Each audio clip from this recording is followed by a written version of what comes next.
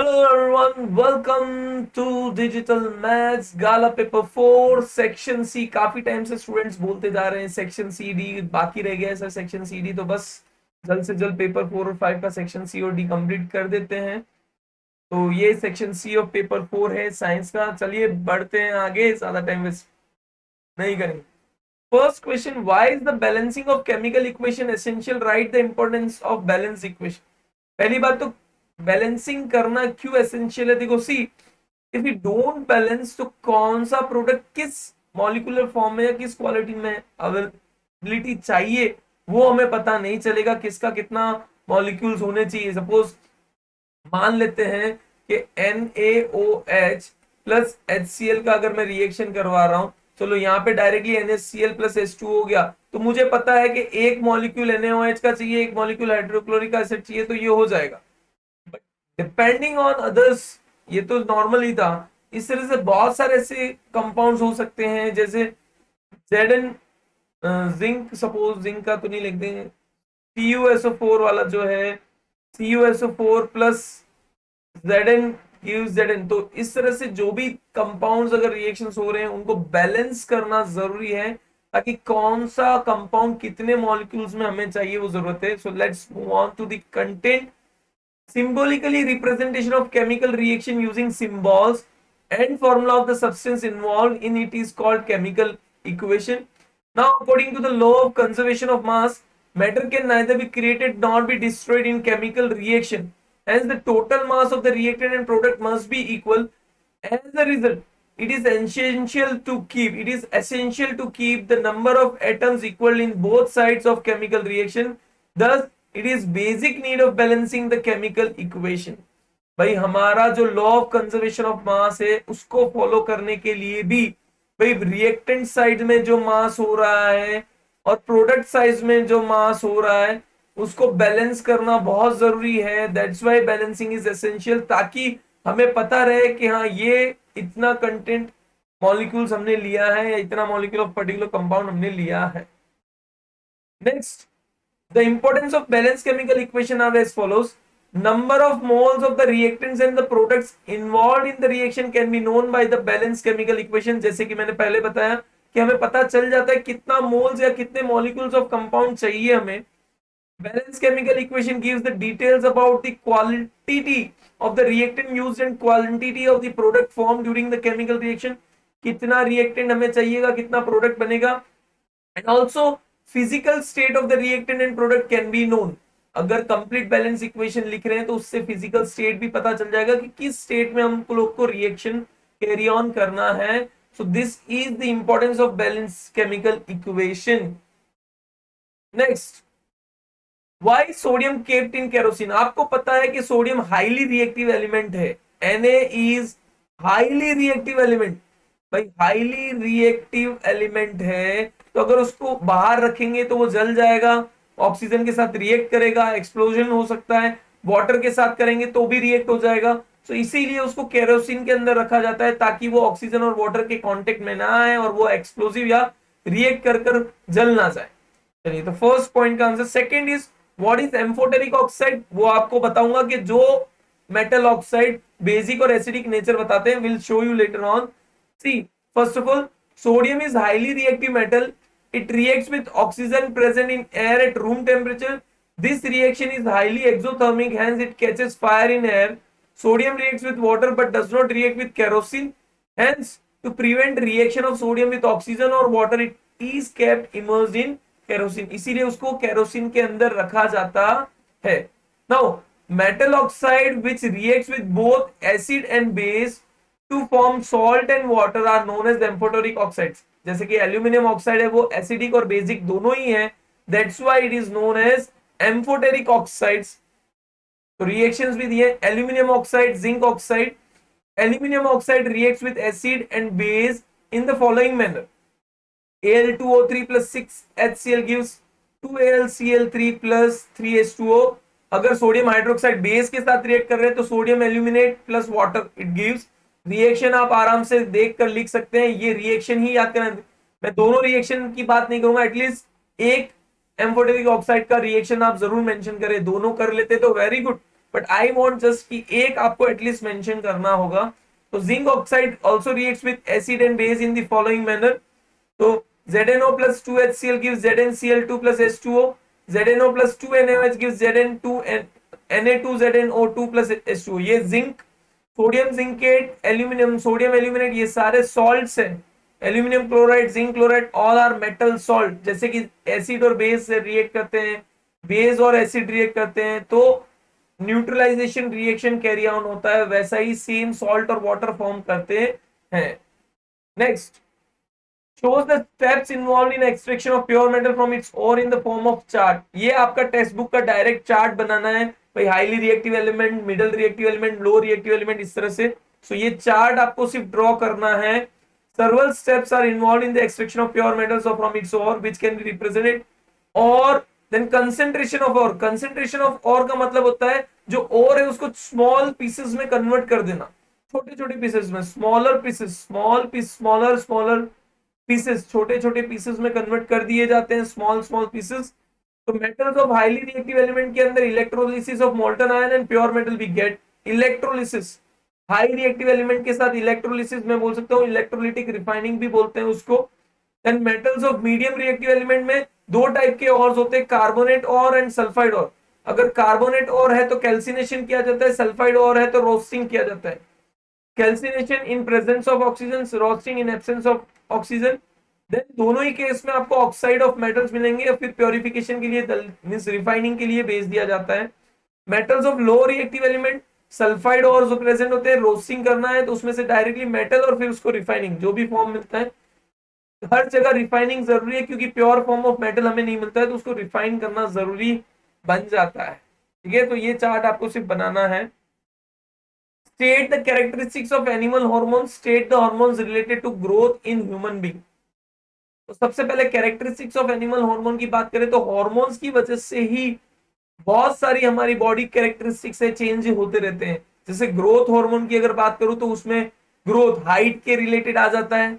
Adrenal hormone की बात करूं तो हार्ट बीट वगैरह के बारे में आ जाता है, मतलब नर्वसनेस, एक्साइटमेंट। इंसुलिन की बात करूं तो आपका शुगर लेवल कंट्रोल करता है, नहीं होगा तो diabetes. Thyroxine hormone that is thyroid gland, इस तरह से डिफरेंट उसकी कैरेक्टरिस्टिक्स है। So here we are going to show there are specific chemical compounds secreted from specific endocrine glands। They are, means hormones are chemical coordinators। They show their action on specific targets, cells, tissue or organ। They are transported through blood। Their secretion is extremely small quantity। ठीक है, ये उनके points है, मतलब animal hormones की properties बोल सकता हूं। Now growth hormone and thyroxine are related to the growth in human being. Growth hormone और थायरोक्सिन, तो first of all growth hormone की अगर बात करें, जैसे कि मैंने बताया अगर ज्यादा एक्सेस अमाउंट में है तो जायंटिज्म, हाइट बढ़ेगी। अगर कम अमाउंट में ग्रोथ हार्मोन है तो ड्राफिज्म, मतलब बोने बनेंगे। सो this is what it is secreted bye pituitary gland. Growth hormone regulates growth and development of the body. इसके साथ मैं लिख सकता हूं जायंटिज्म एंड ड्वार्फिज्म। ठीक है, ये आपको याद रखना है। जायंटिज्म मतलब ज्यादा अमाउंट में ग्रोथ हार्मोन होना, ड्वार्फिज्म मतलब कम अमाउंट में ग्रोथ हार्मोन होना। फिर thyroxine, it is secreted by thyroid gland. Iodine is essential for synthesis of thyroxine hormone. Thyroxine regulates carbohydrate, protein and fat metabolism in the body। This is necessary for balanced growth hormone। अगर thyroxine नहीं है, absence of thyroxine में लिख देता हूं, absence of thyroxine और we can say iodine, absence of iodine causes, या thyroxine अगर प्रॉपर एक्ट नहीं करता है तो गोइटर। आपको पता है थायराइड ग्लैंड पे स्वेलन पार्ट हो जाता है, दैट इज गोइटर। सो ये सब ग्रोथ हार्मोन से रिलेटेड या ग्रोथ से रिलेटेड है। It is secreted by thyroid gland, और ग्रोथ हार्मोन जो है पिट्यूटरी ग्लैंड रिलीज करता है। Explain sexual reproduction in flowering plant. आपको पता है सेक्सुअल रिप्रोडक्शन के अंदर अगर हम लोग देखें तो उसके अंदर स्टिग्मा प्रेजेंट होता है। ठीक है, this is somewhat like this stigma, और यहाँ पे ओवरी प्रेजेंट होती है। जस्ट मैं थोड़ा अजीब सा बन रहा है, बहुपू जैसा। ठीक है, बट वहां पे आपको पता है कि there is स्टेमन।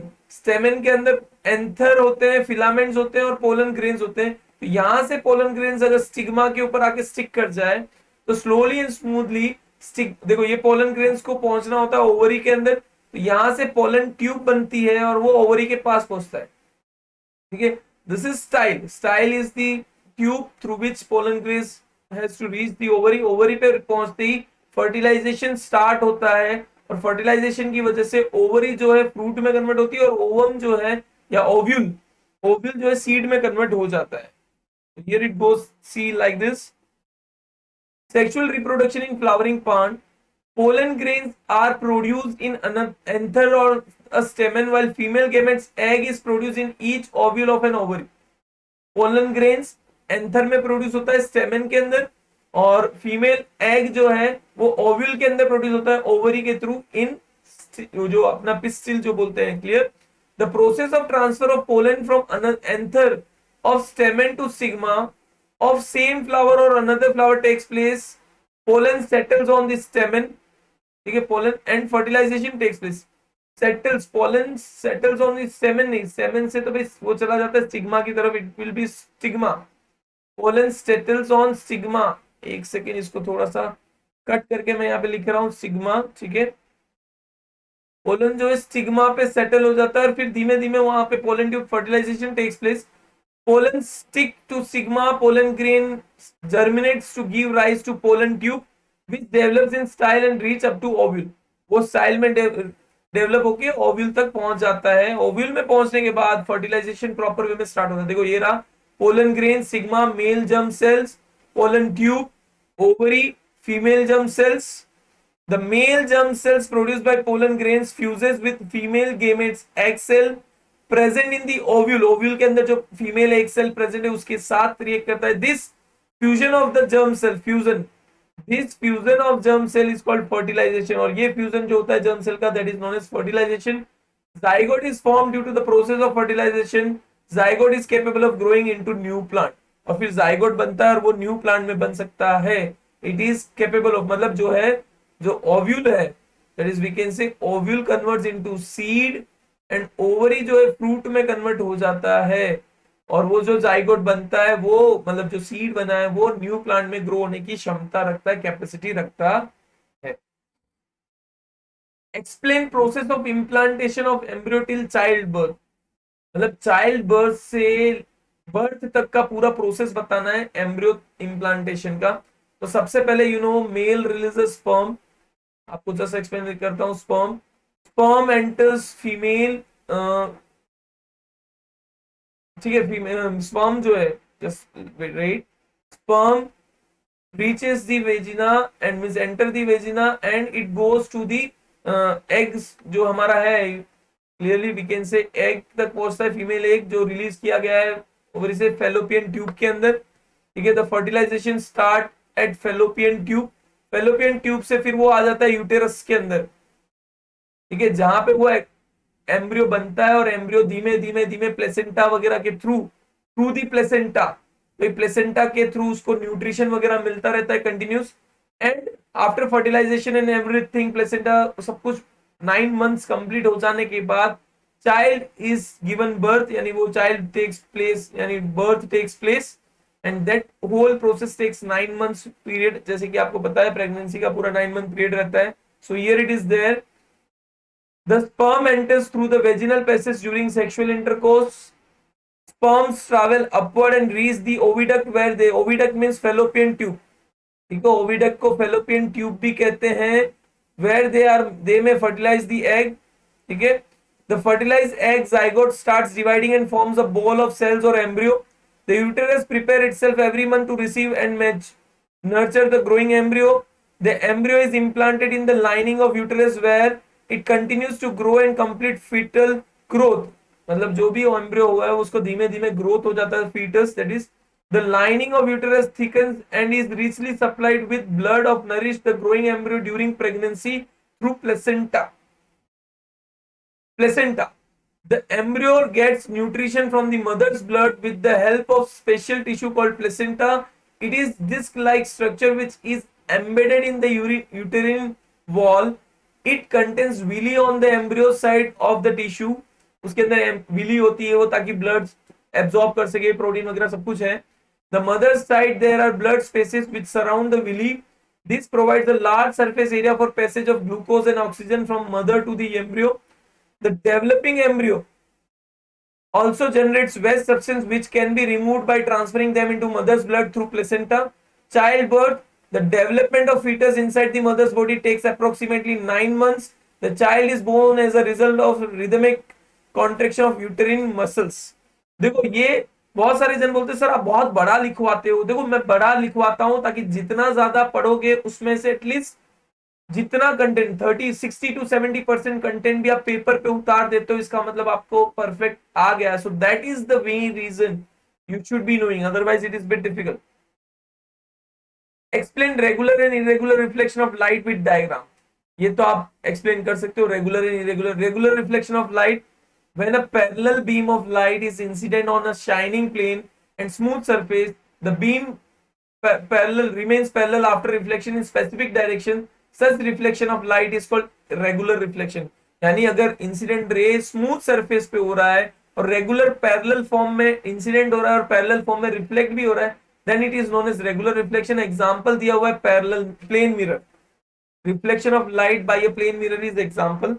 Then irregular reflection, when a parallel beam of light is incident on a rough and irregular surface, the parallel beam of light does not remain parallel but spreads over a wide region after reflection. वो parallel नहीं रहता, वो spread हो जाता है wide surface क्योंकि उसका surface irregular है।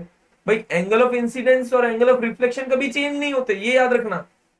As a law of reflection angle of i is equal to angle of r, लेकिन जो सरफेस रफ है उसकी वजह से वो पैरेलल नहीं रह पाते। ठीक है, such reflection is known as irregular reflection. Then example, reflection of light from the book, a chair, table और एक्सेट्रा। कहीं से भी है तो इरेगुलर रिफ्लेक्शन फॉर्म में होता है, दैट इज बुक, चाइल्ड और चेयर और table. Next, with a neat and labeled ray diagram show the position and nature of the image formed when an object is placed between f1 and o of a convex lens। भाई convex lens के बीच में f1 और o के बीच में तो obviously बात है virtual image बनने वाला है। पहले ही बता दूं वर्चुअल इमेज बनेगा कैसे, तो वो मैं बता देता हूं। जैसे कि ये अगर है, जस्ट फॉर एग्जांपल मान लेता हूं ये f1 है, ठीक है, ये आपका o है, ये आपका f2 है, ठीक है, यहाँ पे आपका 2f1 है और यहाँ पे 2f2 है। अगर ऑब्जेक्ट आपका यहाँ पे बना है, ठीक है, ए और बी उसके बीच में, तो फर्स्ट आपको पता है पैरेलल लाइन आएगी which will pass through the principal focus, ऐसे पास हो जाएगा। दूसरा ऑप्टिकल सेंटर में जाएगा तो वो कभी उस तरफ तो मिलेगा नहीं बिकॉज दे बोथ विल, तो वो डॉटेड लाइन अगर मैं करूँ इस तरफ, वो इस तरफ कहीं पे मिलेंगे दोनों के दोनों, somewhere like this here, so they both will form a virtual object a dash b dash। मैं वापस फिगर बताऊंगा आपको अच्छे से, but this is how it forms। तो वर्चुअल होगा, इरेक्ट होगा, plus it can be said position अगर बोले तो in same size of the object, size is larger. तो ये सारी चीजें हैं जो आप यहाँ पे मेंशन किया हुआ है। देखो, position of an image on the same side of the object at a distance greater than the object distance, virtual and erect, nature of the image enlarge magnified, बड़ा इमेज बनेगा। तो जैसे कि मैंने ड्रॉ किया था सेम उसी तरह का ये फिगर बनेगा। ये आपको देखो मैक्सिमम हमेशा याद रखना, एक इमेज फॉर्मेशन डायग्राम चाहे वो मिरर हो या लेंस हो, एक image formation diagram 3 marks question में आएगा ही, compulsory it is, you have to work accordingly. Describe an experiment proving Ohm's law. देखो यहाँ पे एक्सपेरिमेंट को डिस्क्राइब करना है कि वो ओम्स लॉ वेरीफाई करता है, तो सबसे पहले एक सेटअप बनाना पड़ेगा। Setup a circuit as shown in figure. देखो ओम्स लॉ में पता है V equals to IR, means V is proportional to current, V is inversely proportional to resistance, so V equals is proportional to resistance also। तो ये होता है, but इसको prove करना जरूरी है। So set up a circuit as shown in figure. ये जो फिगर बनाया हुआ है अलग अलग वोल्टेज के साथ, रेजिस्टेंस के साथ, XY terminal, ampere, ammeter आ गया, वोल्ट मीटर आ गया, की आ गई। Consisting of a nichrome wire XY and the length of say 0.5 meter and ammeter, voltmeter and 4 cells of 1.5 each। First use only one cell as the source in the circuit। Now note the reading of ammeter I for the current and reading of the voltmeter V for the potential difference across the nichrome wire XY and tabulate them in the table given। फिर इस तरह से वो जो दूसरा table है इस तरह से रेंज बनाते जाओ, पहले एक सेल फिर दूसरा। Next, connect two cells in the circuit and note the respective readings of the ammeter, voltmeter for the values of current through the nichrome wire and potential difference across the nichrome wire. मैं थोड़ा fast बोल रहा हूं, you can go with slow speed, आप playback speed को slow कर सकते हो, बट कंटेंट मैंने ऑलरेडी बता दिया है, समझा रहा हूं खाली कि क्या चीज है। जस्ट आपको देखो मैं बता देता हूं, जैसे कि फर्स्ट सेल कनेक्ट करना है, एमीटर में और वोल्ट मीटर में रीडिंग लो, सेकंड सेल कनेक्ट करो, एमीटर और वोल्ट मीटर में रीडिंग लो, थर्ड सेल कनेक्ट करो, इस तरह से रीडिंग लेते रहो और उसका ग्राफ प्लॉट करो। तो ग्राफ जो है वो एक लीनियर ग्राफ बनेगा, स्ट्रेट लाइन। तो repeat the above steps using 3 cells and 4 cells. Calculate the ratio V to I for each pair of potential difference. तो यहाँ पे देखो रीडिंग नोट किया 1.5, 3, 4.5, 6, 1.5 वोल्टेज जब था तो करंट था 0.1, 0.2, 0.3, 0.4 और रेशियो देखो तो वोल्ट और एम्पियर का 15, 15, 15, मतलब ratio remains same. When V increases, I also increases linearly, that is I is proportional to V. The ratio V upon I is found to be approximately same, that is 15 volt per ampere. The electric current flowing through a metallic wire is directly proportional to the potential difference across its ends. I equals proportional to V and V upon I is constant ratio is particular case. Therefore, V equals to IR, where R is the resistance, okay, resistance of the wire, और wire we can say, अभी equipment बोलो या wire बोलो, तो this is how it goes on. तो ये आपका question थे section C of paper number 4। I hope आप लोग को समझ में आया होगा, और वैसे भी अब टाइम कम है तो पीडीएफ में प्रोवाइड कर दूंगा तुरंत के तुरंत, फटाफट कोशिश कर रहा हूँ जल्द से जल्द, ताकि आप सिर्फ रीडिंग करते रहें। समझने में मुझे पता है वीडियोस देखना बहुत मुश्किल रहता है, बट ट्राई बेस्ट। बस ओपी डिजिटल मैथ्स के फैंस हो, ओपी डिजिटल मैथ्स के स्टूडेंट्स हो, मैक्सिमम डिजिटल मैथ्स को आगे पहुंचाते रहे। Take care, bye bye.